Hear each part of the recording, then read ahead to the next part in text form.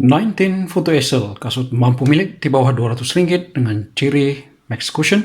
Seperti Hedge 1.5, kasut ini dikatakan mampu untuk berlari jarak jauh sehingga maraton penuh atau 42 km. Tetapi adakah kasut ini sebenarnya boleh untuk larian jauh? Saya telah melakukan beberapa larian dari 10 km hingga sejauh 23 km untuk mencukupkan penggunaan 100 km kasut ini, dan kita akan lihat bagaimana prestasi kasut ini.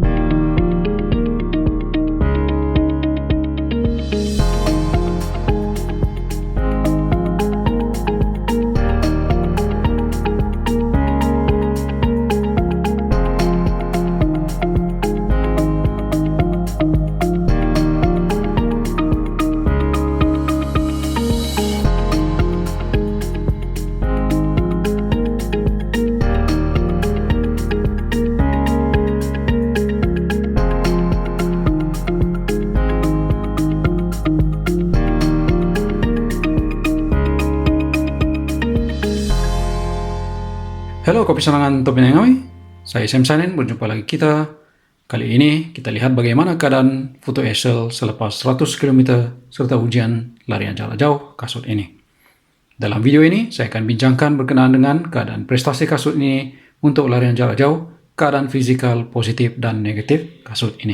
Sebelum itu sedikit penafian, kasut ini saya beli sendiri dan tidak ada siapa yang meminta saya buat video ini, melainkan record saya semata-mata dan dikongsi kepada rakan-rakan pelari di luar sana. Video ini juga bukan untuk promosi, tetapi lebih kepada konten larian.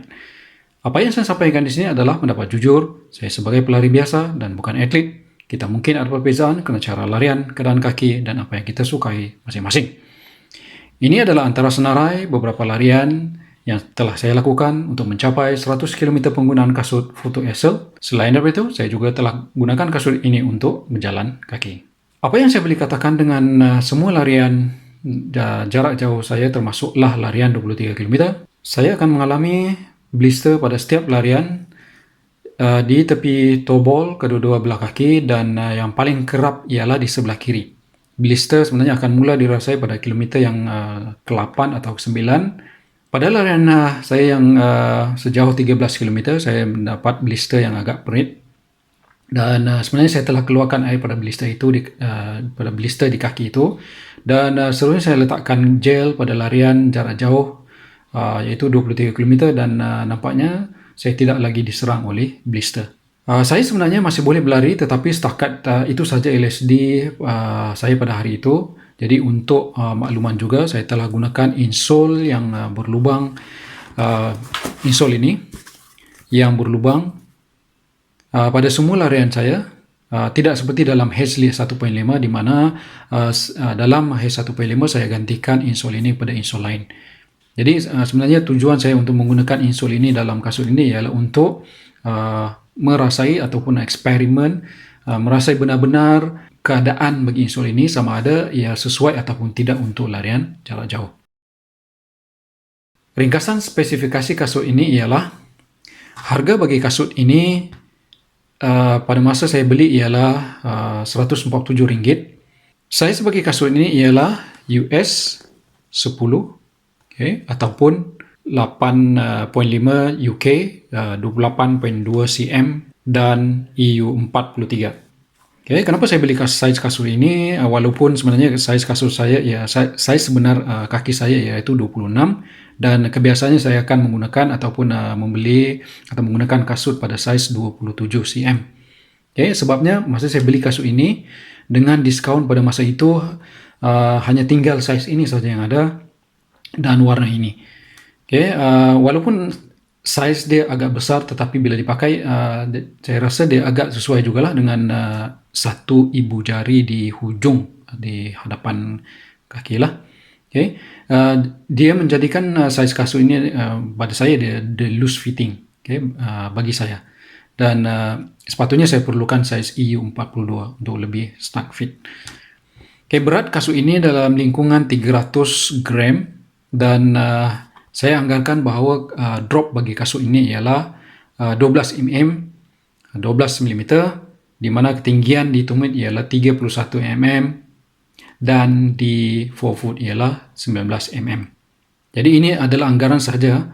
Bukan seperti 8 mm yang saya nyatakan sebelum ini dalam video ini, initial review saya dulu. Dan seperti yang dinyatakan oleh Nine10, kasut ini adalah untuk kestabilan. Kalau kita lihat di sini, dia agak keras, dan juga tapak yang agak wide. Material di atas dari jenis adalah jenis fabric sulam. Lidah bukan gasketed ataupun disambung ke badan kasut. Padding dia agak cukup, dan heel counter yang agak keras untuk kestabilan, dan ditambah pula dengan plastik di heel counter. Kemudian midsole daripada jenis EVA yang dinamakan sebagai A-flex sole dan agak lembut serta selesa semasa dalam larian. Kemudian outsole dengan getah yang tebal serta bahagian tapak sedikit, bahagian tapak yang terdedah. Baik, kita lihat keadaan fizikal kasut ini selepas penggunaan 100 km. Di bahagian upper, kita lihat kedua-dua kasut ini. Di bahagian upper masih lagi kelihatan elok, nampak masih baru. Di midsole pula juga masih elok. Masih lagi, nampak? Okey. Seterusnya kita lihat pada bahagian outsole kasut ini.